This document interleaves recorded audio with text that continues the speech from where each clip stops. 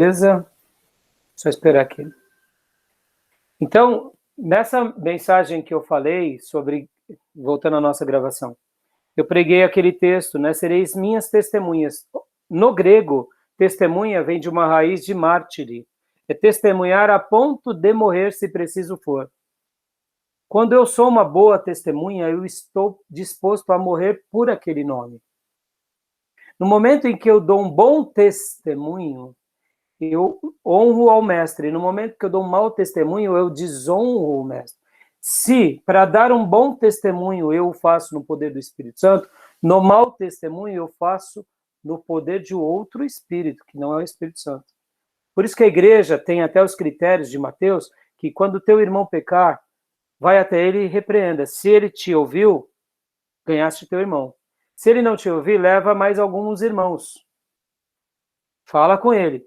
Se ele te ouvir, você e os irmãos, ganhaste o irmão. Se não ouviu, leva à igreja. Olha como o processo é pessoal, é coletivo e é igreja. Está lá no texto sagrado, a gente não pode negar isso. Se não ouvir a igreja, deixai. Ou seja, ele já não faz mais parte dessa comunidade. Ele é um publicano e pecador. Dando uma ideia, ele não faz parte. Ele foi uma pessoa que não aceitou ser corrigido. Entendeu? Isso é muito forte.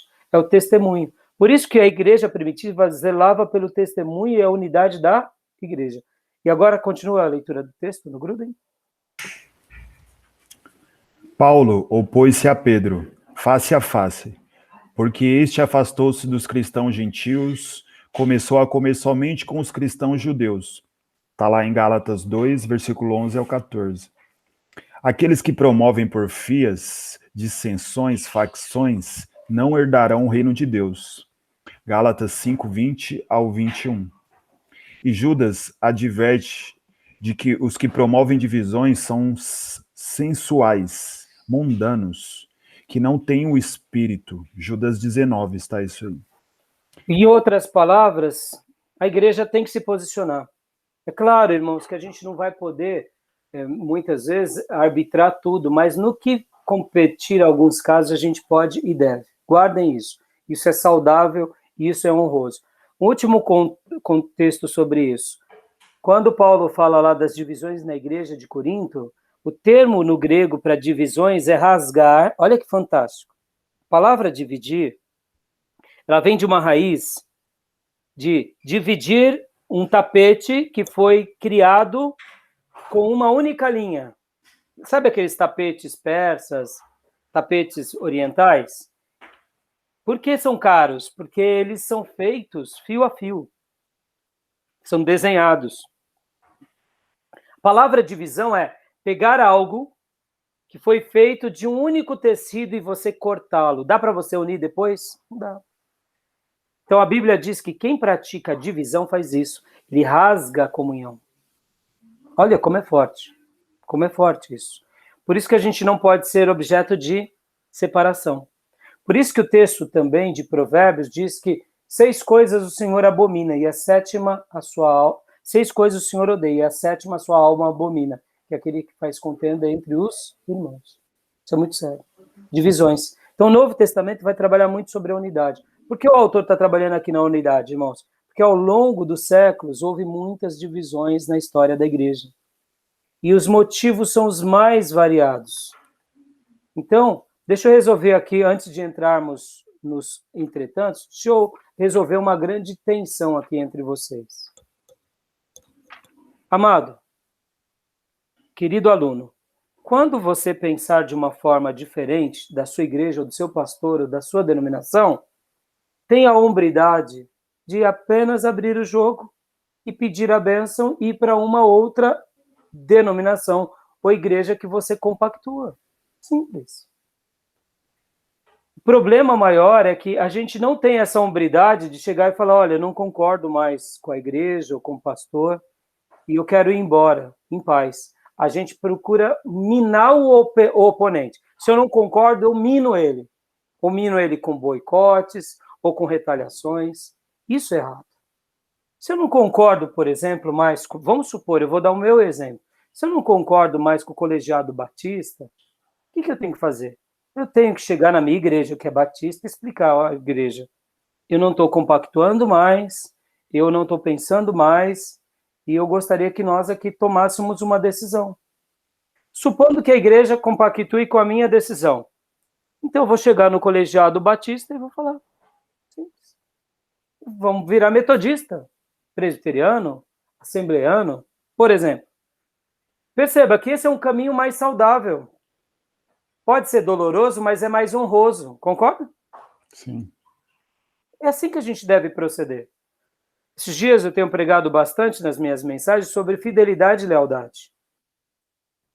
Na lealdade tem fidelidade, mas pode ser que por causa da lealdade a gente acabe com a fidelidade.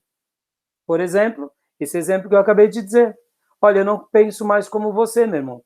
Eu estou me retirando. Quando Barnabé e Paulo discutiram, eles discutiram como homens de Deus. A Bíblia fala que houve uma grande discussão. Eu fico imaginando como que foi acalorada aquela discussão. Mas eles não se desrespeitaram. Mas foi uma discussão e um foi para um lado e o outro foi para o outro lado. Nós vemos Deus abençoar os dois lados, não foi? Ora, houve uma quebra, houve lealdade, houve uma quebra de fidelidade? Houve, mas faltou lealdade? Não. Porque na lealdade sempre tem fidelidade, mas pode ser que por causa da quebra da lealdade, quebre-se a fidelidade. Ou seja, o Barnabé, eu não quero mais caminhar com você. Paulo, eu não quero mais caminhar com você. Tá bom. Ambos foram leais. E por isso quebraram uma fidelidade e eles seguiram o seu caminho de lealdade. Agora, na fidelidade, nunca se quebra a lealdade. Isso que a gente precisa aprender. Por exemplo, no casamento. A gente está casado por lealdade e por fidelidade. Mas é mais fidelidade do que lealdade. Porque num dia que você chegar para a esposa e falar, não quero mais viver com você, eu estou terminando nosso casamento. Você foi leal? Foi. Mas e importou ser leal? Não, você quebrou a fidelidade. Não é? Está entendendo? Então é por isso que a unidade da igreja tem a ver com essa lealdade e essa fidelidade. Irmão, qual o problema de uma pessoa, por exemplo, desejar legitimamente abrir um novo trabalho? Legitimamente querer fazer, nenhum problema. Pessoa, se ela é madura, se ela é cristã, ela ora, ela busca Deus e ela tem uma direção. Na grande maioria das vezes não acontece assim. Na grande maioria das vezes há um racha. E é isso que é o problema. E é isso que Deus não se agrada. Porque no racha deixa as pessoas feridas, são coisas desleais, são coisas ofensivas. E é isso que é o problema. Pode ver. Se há um diálogo maduro, e aqui onde a gente... Por que eu estou gastando esse tempo de falar isso para vocês? Porque ao longo dos séculos, a própria Igreja Católica Romana teve rachas, a Igreja Protestante teve rachas, e é nisso que a gente precisa minimizar as nossas dores. Pode ver quanto racha que tem entre o povo de Deus. E a gente tem que evitar esses rachas. A gente tem que fazer o quê? Criar meios para a gente facilitar o nosso trâmite com lealdade e com fidelidade. E saber dialogar. E saber pôr as cartas na mesa. Quando a gente faz isso, a gente fica mais seguro. Por quê? Porque a gente tem que lembrar uma coisa, irmãos, é a igreja que está em jogo. Quando você racha uma igreja, é a igreja que está em jogo. São novos convertidos, são pessoas fracas na fé. Esses dias, o nosso líder dos jovens fez uma reunião e ele estava tendo muita dificuldade com o jovem. E aí ele chegou para esse jovem e falou, fulano, por que você não está vindo e tal? Ele falou assim, sabe o que acontece, irmão? Vou ser franco com você. Um dos meus últimos líderes dos jovens me causou um trauma tão grande que eu estou com dificuldade de confiar em outro líder. E agora a gente está trabalhando nesse garoto, nesse já homem, né? Nesse garoto. Ele foi ferido por uma situação tão grande que ele traumatizou. Então ele fica com medo de se entregar de novo. Olha que dificuldade. E na época, eu inclusive falava, filho, não faça tal coisa, mas ele acabou fazendo e se enveredou, se arrebentou. E eu, como pastor, tinha dito para ele não fazer tal coisa que o líder estava fazendo. Foi um trabalho que o pseudo-líder começou, e eu falei para esse pseudo-líder, cuidado, isso daí é meio perigoso, não vai por esse caminho. Trabalho secular. Só que ele acabou levando vários jovens com ele. E aí esse jovem fez várias loucuras, e depois que ele viu que ele perdeu muito com tudo isso, ele se arrependeu muito e criou um trauma e uma barreira. Perceba, se fosse uma outra pessoa de fora, ele não criaria trauma na igreja, mas foi o líder de jovens dele da igreja que o convidou para fazer um trabalho fora. Não um trabalho da igreja, um trabalho secular. Mas ele criou uma barreira. Olha que situação. Então eu estou tendo paciência com ele. Por quê? Porque agora é um processo de cura. Porque na divisão, é como eu disse, é um tecido que foi feito de uma só linha, foi rasgado. Ele não... Agora é só costurado. Não, não é? Para voltar aquele tapete e ficar unido, é só costurado. Fica um borrão ou não fica? Fica uma emenda. Agora, aí onde entra o poder da fé e o poder de Deus, sabe qual é? Milagrosamente, quando a gente pega esses dois tecidos rasgados e apresenta ao Nazareno, com a motivação correta, Deus milagrosamente une. Porque esse é o poder de Deus. Mas esse é o poder de Deus. Para isso acontecer, tem que ter o quê? O poder de Deus. Tá entendendo? Então, eu sempre vou sugerir, toda vez que a gente entra nessa matéria, eu sempre vou sugerir aos alunos isso. Sejam leais, sejam fiéis. Não compactua mais, chega junto, conversa, ora junto e saia pela porta da frente. Não cause rebelião, porque a história vai mostrar que quem causa rebelião deixa um rastro.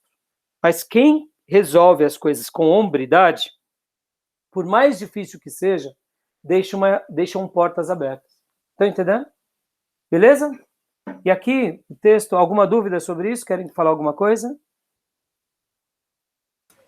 Não, pastor. Não? Tranquilo? Tá Esse é um assunto bastante relevante para mim, pastor. Então, estou comentando, Gil, porque é normal, Gil. Eu já ajudei muitos colegas em questões de conflitos, no trabalho, na vida. Sim. E já passei por muitos conflitos. E uma das coisas que eu sempre ensinei para os meus alunos e para os meus líderes é: se você não concorda mais comigo, saia pela porta da frente. Sim, claro. Normal. Porque, irmão, é comum. Muitas vezes a pessoa ela não está concordando mais. Então o que ela tem que fazer? Ela vai ficar trabalhando contra? Procura um ambiente, uma igreja que ela concorde. Tem tanta igreja boa. Agora, o que eu vou orientar é que a pessoa procure uma igreja bíblica. Entendeu? Procure uma igreja bíblica e lá comece um trabalho. Uma coisa que tem que estar muito cravada no nosso coração é esse lance da hombridade, sabe? Da intenção, da motivação correta. A gente tem que ser leal sobre isso. Senão a gente atrapalha a igreja e a gente atrapalha a gente mesmo. Nesse domingo eu preguei uma mensagem sobre Caleb. Depois, quem quiser, o Gil, no caso, ou os outros alunos, ouçam. Foi muito legal. Porque eu falei de Caleb. O Caleb, com 85 anos, estava muito motivado. Por que ele continuava-se muito motivado? Porque a Bíblia vai falar que ele era muito fiel. A fidelidade gera em nós motivação. A fidelidade gera em nós uma espiritualidade contagiante e a fidelidade gera em nós, como resultado de tudo isso, uma vida de muita inspiração. A gente se torna uma pessoa muito inspirada. Pode ver que quando falta-nos fidelidade, mesmo que seja no coração, a gente perde a altitude, a gente perde o brilho. Por que Caleb tinha vigor? Porque ele era muito fiel a quem? A Deus. Quem é muito fiel a Deus, naturalmente quer ser muito fiel ao corpo, não importa onde ele seja. Então, eu penso que a gente tem que ser essas pessoas que realmente repensem isso o tempo todo. Porque muitas vezes, um dos grandes problemas que hoje a gente enfrenta na igreja, irmãos, é que assim, as pessoas querem fazer a igreja segundo seu modelo. E todo mundo quer fazer a igreja da sua cara. Aí fica, não, tem que fazer desse jeito, tem que fazer da... Irmãos, a igreja, vou dar um exemplo. Vou dar um exemplo bem simples.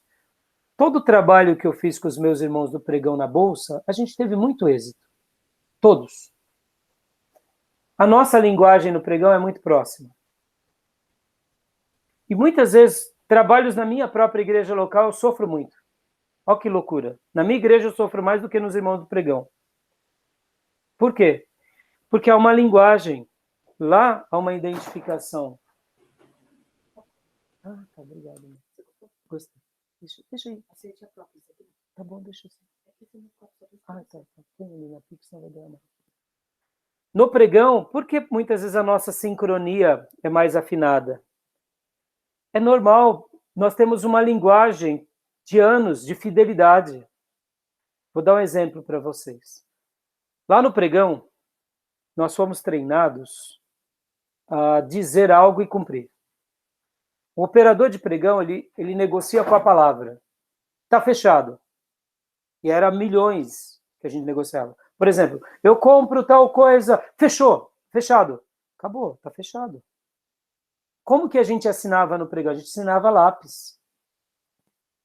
Porque não precisava de papel, de caneta. Então, a gente fecha com a palavra e a gente assina lápis. E eram movimentações de milhões. Então, quando eu chego, por exemplo, que nem agora, eu fiz essa reunião com os irmãos. Esse movimento todo que está fazendo no pregão, na realidade, sou eu que estou conduzindo eles. Eu chego a eles e falo, irmãos, eu estou com vontade de... Vamos fazer? Vamos orar? De cara já vem 10, 15 irmãos orando comigo. Aí quando eu falo assim, irmãos, eu estou pensando em fazer isso. Ótimo, Rai, vamos fazer. Pronto, acabou. Sincronia. Aí talvez alguém diga assim, mas por que lá é mais fácil? Porque lá nós temos mais sincronia. No sentido do quê? Eu sei quem está comigo e quem não está. Muitas vezes na igreja a gente fala, irmão, eu vou fazer tal projeto. Vamos começar? Até vi um feedback dos irmãos. Eu tenho que ter mais paciência na igreja. São pessoas diferentes. São pessoas que têm pensamentos diferentes. São times diferentes. Na igreja tem criança, tem jovem, tem operário, tem empresário, tem executivo. Nem todo mundo pensa igual. Então, a minha tomada de decisão na igreja é mais lenta. Não é porque eu quero, é porque é assim. Tem a velhinha, a anciã. Tá entendendo? Então, eu tenho que ser mais paciente. Perceba, por que eu estou falando tudo isso? Alianças, acordos. A gente tem que ser mais resolvido nessas coisas. Muitas vezes a gente não é resolvido. Isso atrapalha muito a nossa vida. Atrapalha a nossa vida. Pode ver, quanto mais fidelidade a gente tem na vida, mais facilidade a gente tem de resolver as coisas. Em todo conflito na história da igreja, faltou o quê? Lealdade e fidelidade. Por isso que deu rachas grandes. Entendeu? E aqui o autor ele vai trabalhar muito sobre essa questão. E aqui eu vou só pincelar para a gente encerrar.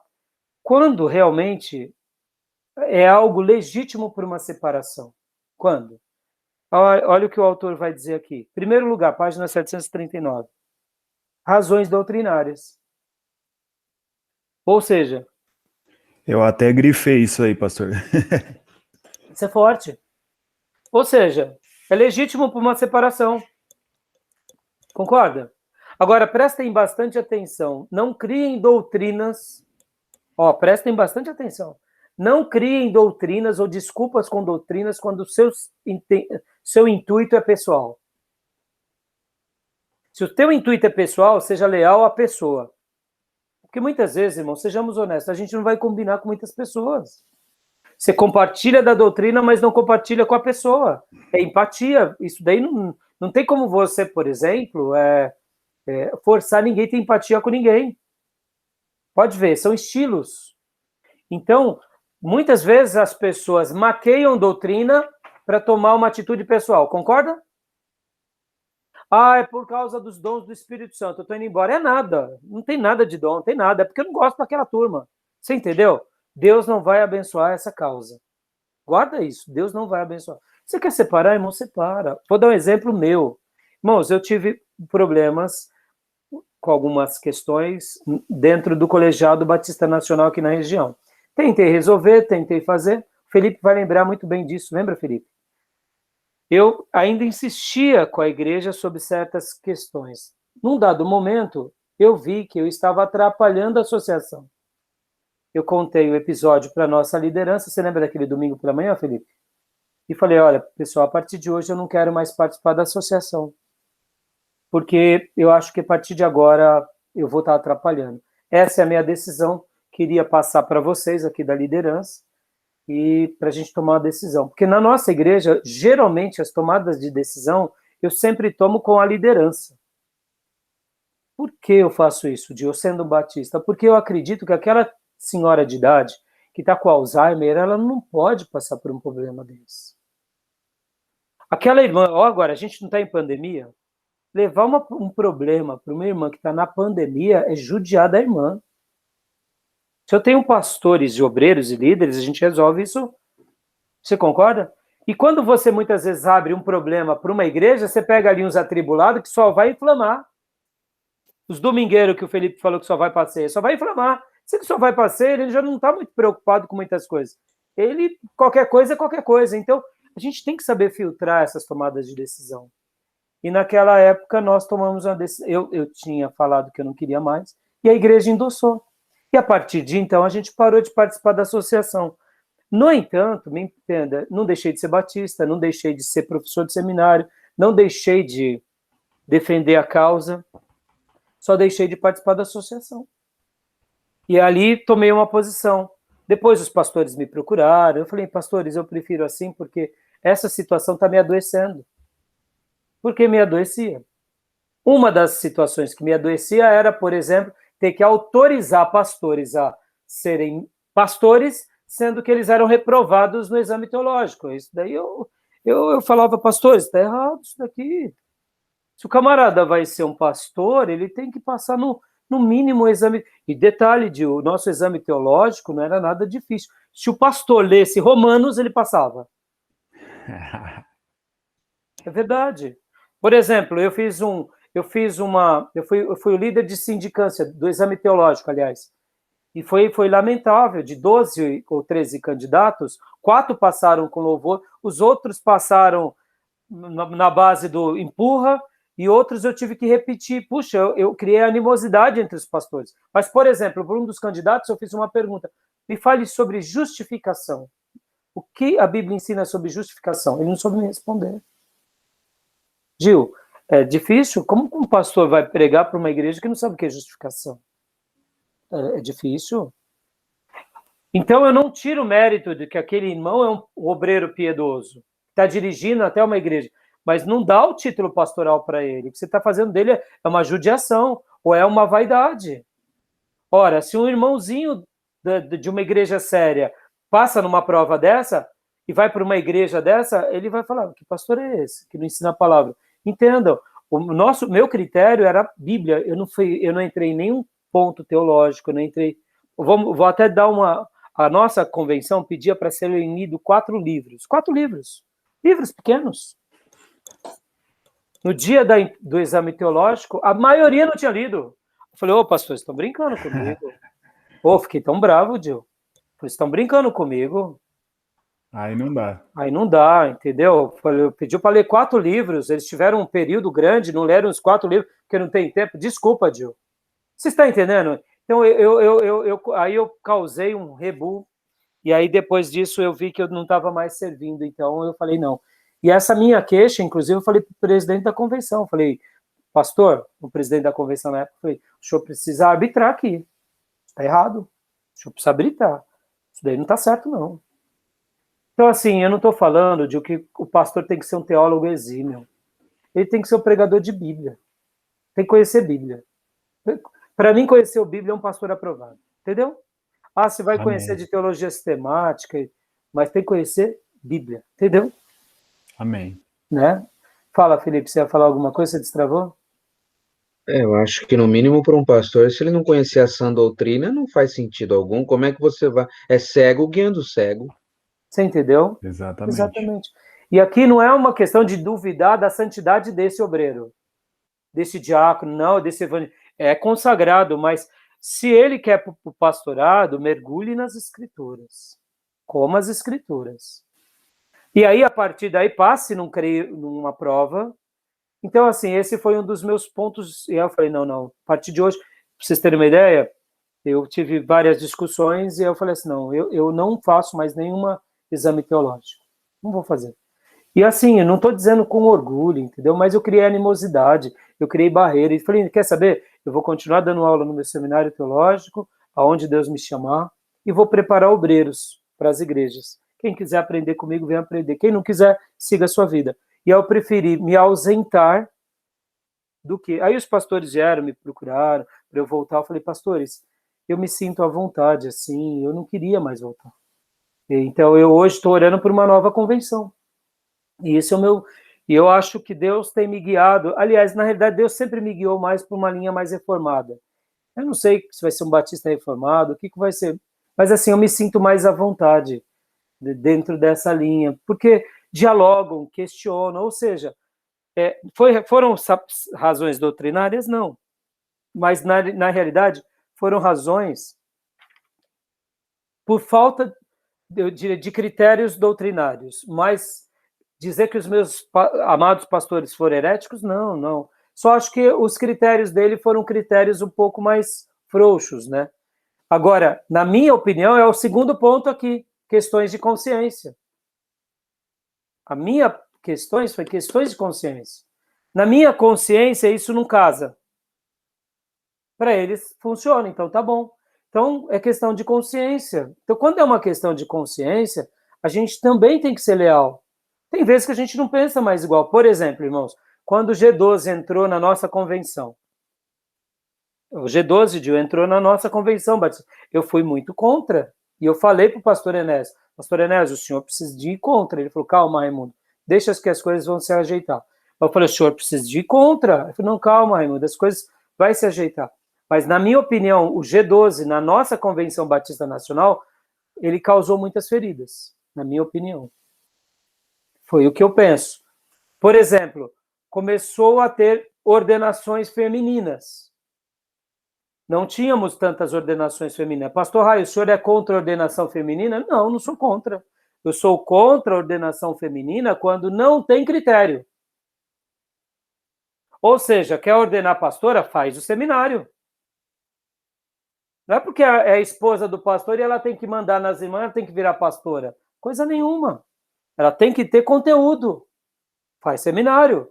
Aí vira pastora, nenhum problema. Entendeu, Gil? Quer ser missionária? Faça seminário. Ou seja, critérios, entendeu? Então, é questões mais de consciência e considerações práticas. Na minha opinião, o meu afastamento foi mais questões de consciência e considerações práticas. Por que considerações práticas? Os pastores conseguem conviver com isso, eu não. Eu acho que não serve para mim. Eles acham que serve, é questão prática. Então, sejamos leais. E foi isso que aconteceu. Então, mas assim, de vez em quando eu sempre sou convidado a pregar num seminário, ou melhor, numa igreja batista, eu vou. Mas assim, eu me sinto mais à vontade, assim. E eu acho que a nossa igreja, né, Felipe, pelo menos na minha visão, ganhou com isso. Por quê? Porque a gente parou de ficar em briguinhas. Porque o que aconteceu? Muitas vezes a gente acabava ficando em brigas. Ah, eu não penso assim, pastor, e aquilo lá? Isso me dá uma... Já basta os nossos problemas, né? Não é verdade? Então, querem comentar mais alguma coisa sobre isso? Só voltando ao assunto da ceia, pastor, em relação a quem deve, né, em que período a pessoa deve participar, existe uma questão que a gente deve levar em consideração, que eu creio ser importante, essa questão de ter se convencionado a pessoa participar da ceia após ser batizada. Eu acho que é válido e, óbvio, também acho interessante essa posição do pastor falar que não haveria problema em, se vendo uma pessoa realmente convertida e nascida de novo, tomar, mas porque de repente a gente não, mesmo sabendo muitas vezes que aquela pessoa se converteu realmente, é um crente de verdade, mas ainda está em processo né, de escola dominical, de aprender sobre a vida cristã, ainda não tomar, porque muitas vezes dentro da igreja nós temos pessoas que não são maduras e a gente acaba ferindo outras pessoas, muitas vezes permitindo com que aquela pessoa, outra pessoa, de repente não muito madura, não entenda aquilo. Então a gente peca por ferir o outro irmão que de repente não entenda aquela nossa liberdade. A gente tem que se atentar a isso também. É uma coisa que o senhor até falou numa aula passada, né? Quais atitudes vai ser bom para a igreja? Sim. Se a gente tem um colegiado que tem muitas pessoas que não são maduras, não entendem a nossa, porque a maturidade cristã, ela é diferente para cada cristão, obviamente, né? Muitas vezes a nossa liberdade de consciência na fé, é aquilo que Paulo fala, né? Aquele, né, Tem pessoas que ainda estão sendo tratadas no leite. São poucos que já estão comendo uma feijoada. Muitas vezes que estão comendo feijoada, às vezes tem uma liberdade na fé, na consciência tão grande, mas essa liberdade ainda fere o que toma leite. Então, para não pecar contra aquele irmão que está tomando leite, prefiro então manter a postura.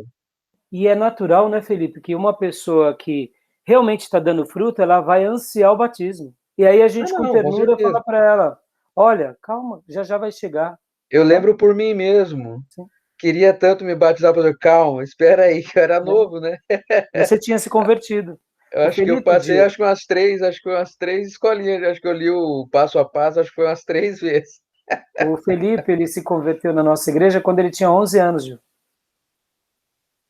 11 anos. Então, assim, ele veio, e eu, 11 aninhos, né, eu fui um pouquinho de calma, vamos fazendo aqui, porque era muito garotinho, né, e aí ele tá, né, firme até hoje, graças a Deus.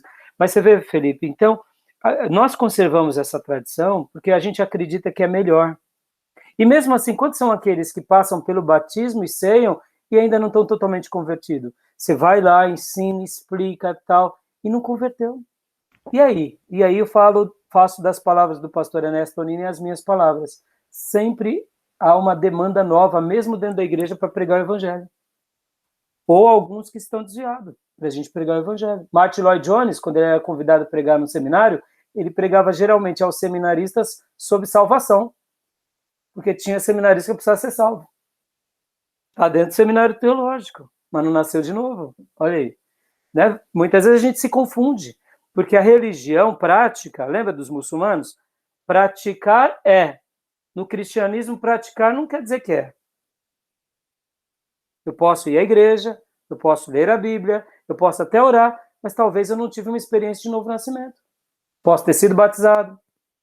Praticar no cristianismo não necessariamente é. Porque é uma coisa da alma, do espírito, do novo nascimento. É forte isso. E pode ver, a gente nunca vai acertar, né? Então, é interessante isso. Eu, particularmente, conservo isso. No começo do meu ministério, eu lembro que eu tinha uma senhora, dentro da nossa igreja, o Felipe não vai lembrar dela, que ela vivia uma vida junta com o marido, mas não era casada. Então, eu, como iniciando no ministério, eu recebi ela, eu dava ceia para ela, eu acho que eu cheguei a fazer o batismo dela. E aí eu conversando com o pastor ancião, ele falou: Raimundo, pelo amor de Deus, filho, tem que casar. Eu falei: pastor, mas o marido dela não quer casar, o problema é dela. Ela tem que dar um jeito na vida dela. Eu falei: pastor, agora já foi, já batizei. Ou eu ia batizar, alguma coisa assim. Eu ia batizar e de repente eu cancelei. Eu lembro que ela ficou muito chateada que eu até falei para ela: irmã, você tem que casar. Você tem que casar. Resumindo, ela acabou indo embora da igreja e o marido dela não casou com ela de qualquer jeito. Ela separou.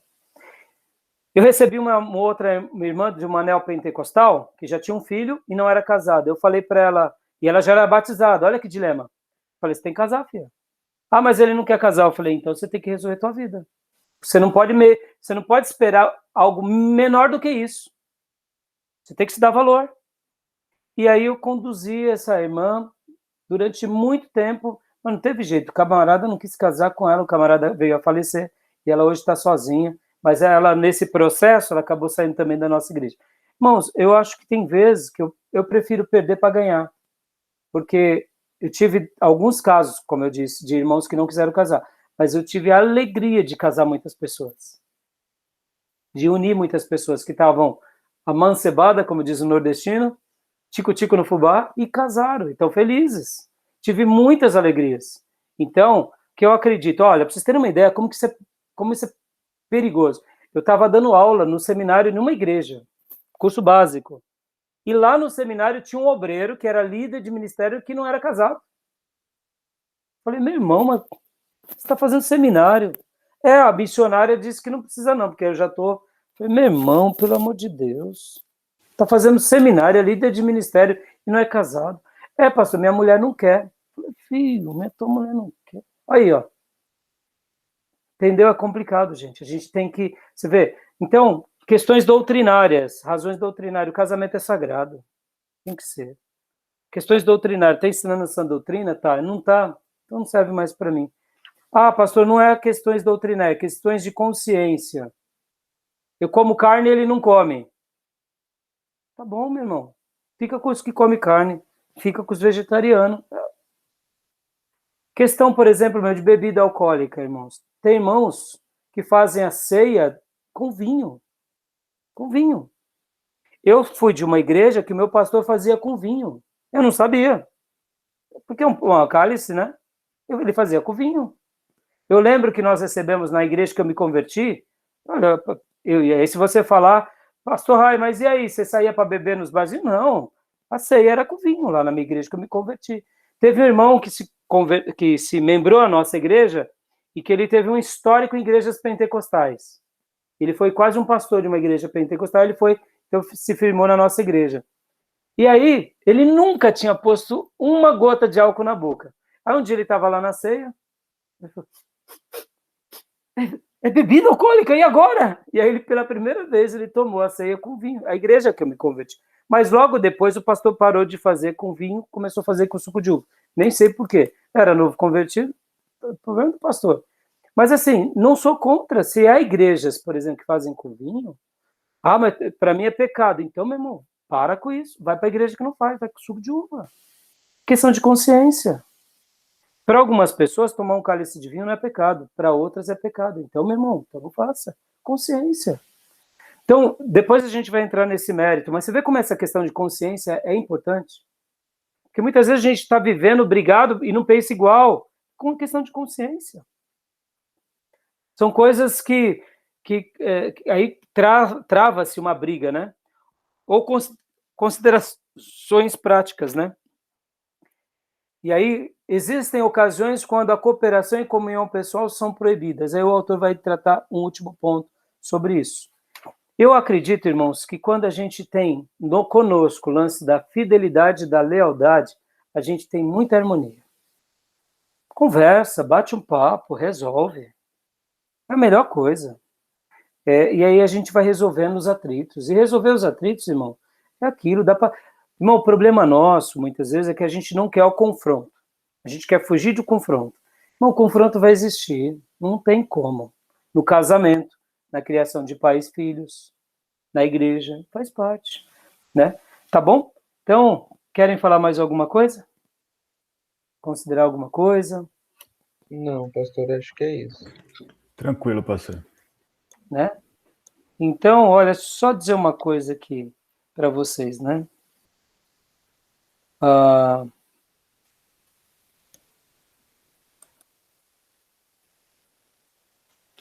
Pastor Rick Warren fala que tudo que é saudável cresce e multiplica. E eu concordo com isso. É possível você pensar diferente de um irmão, ele criar um grupo, ele montar o trabalho dele e Deus abençoe ele.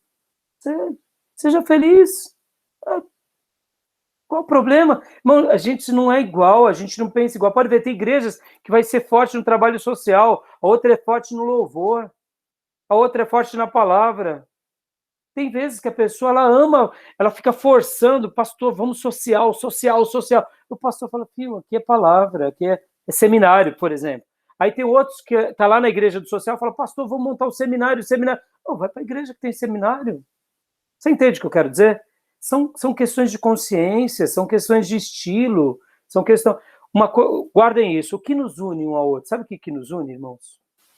O que nos une é o propósito. O que nos une é o propósito. Não é o dom. A gente pensa que é o dom, né? É o propósito. A gente tem o mesmo propósito. Então, muitas vezes, isso é muito bom para a gente. Deixa eu dar um exemplo para vocês. Eu já citei no passado, eu quero citar aqui também. Pastor Carlos Alberto de Quadro Bezerra, lá da Comunidade da Graça. Teve uma época que ele foi eleito o presidente do Conselho dos Pastores, se não me engano, do estado de São Paulo. E ele estava dirigindo, juntamente com seu colegiado e muitos pastores, o Conselho dos Pastores do Estado. E chegou ao conhecimento dele que um dos pastores do Estado, ou foi do Estado de São Paulo, ou foi do Brasil, tá? Chegou ao conhecimento dele que um dos pastores, que fazia parte do Conselho de Pastores, tinha pecado. Apareceu uma criancinha de 1 aninho. E uma criança de 1 ano não aparece do dia para a noite, né? Ou uma mulher grávida, né? Não aparece, bebê nasceu, pum, 1 aninho. Não é assim, né? Tem um ato, tem a gestação, tem o nascimento e tem a revelação. E aí chegaram para ele e falaram, pastor fulano de tal, que é figurão, que está aí. Ué, mas então vamos chamá-lo. Aí chamaram ele, e aí, antes da tomada de decisão, o pastor Carlos Alberto, juntamente com a comissão de líderes, falou, vamos precisar discipliná-lo, né? Não, pastor, não pode. A agenda dele é muito cheia.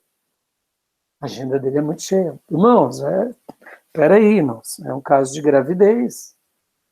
Ou seja, ele estava pregando e estava saindo com a fulana. Ele continuou pregando e agora veio à tona. O mínimo que a gente faz é o quê? É a disciplina. Lembra dos critérios de uma igreja mais pura? Não, pastor, não dá, pastor, o senhor não entende. A agenda dele está lotada para os próximos 5 anos. Ele é um figurão. Ele está aí nas congressos. Não, gente, não pode. Não, pastor, a gente não vai fazer. Ah, vocês não vão fazer? Então tá bom. Pastores da Comunidade da Graça, todos de pé. Vamos embora para a sede. Estou entregando aqui a presidência do Conselho de Pastores. Não dá para caminhar junto. Eu soube disso dando aula lá na Comunidade da Graça. Eu não sabia disso. Porque eu falei, porque o pastor Carlos Alberto parou tal época de ser o líder dos pastores. Eu falei, por causa disso. Eu amo esse pastor. Mesmo não sendo da Comunidade da Graça, eu levantaria e ia embora. Não quero participar. Ora, se uma hora eu cometer um delito desse, eu quero que vocês me disciplinem. Porque eu preciso ir para o céu.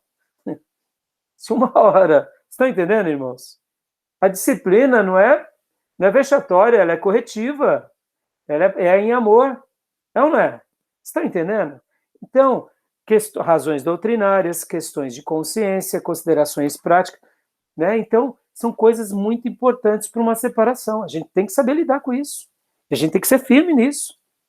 Estão entendendo, irmãos? Porque senão, aonde a gente vai chegar? Que nome que a gente vai deixar? Eu não estou aqui falando que tinha que tratar esse pastor com vexame. Um grande pastor da Comunidade da Graça, olha só, caiu em adultério. E sabe o que fizeram com ele? Ele ficou sumido durante anos do ministério da Comunidade da Graça. Por quê? Porque ele foi disciplinado. É assim que se faz. Primeiro ser tratado, trata dele, trata da família, repara as arestas, depois de um bom período volta para o ministério. Concorda, irmãos? É a obra. Estão entendendo? Então, como isso daqui é importante.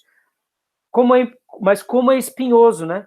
Levar a unidade e saber que vai ter divisão nessa unidade que a gente vai ter que saber lidar. Tá bom, irmãos? Então, a gente para hoje aqui. A gente vai começar semana que vem o poder da igreja. Tá bom? Capítulo 46. E aí a gente vai marcando aí, conforme for dando, né? Até eu lembro que eu falei que a gente vai ter que marcar algumas aulas de quinta, tá? A gente vai precisar. Lembra que eu falei? Eu passo antes para vocês, para eu me organizar. Alguma dúvida? Tranquilo? Tranquilo, pastor. Então, deixa eu parar aqui a gravação. Que Deus abençoe e dê uma semana muito abençoada para vocês, tá bom? Amém, Amém. pastor. Deus abençoe, pastor.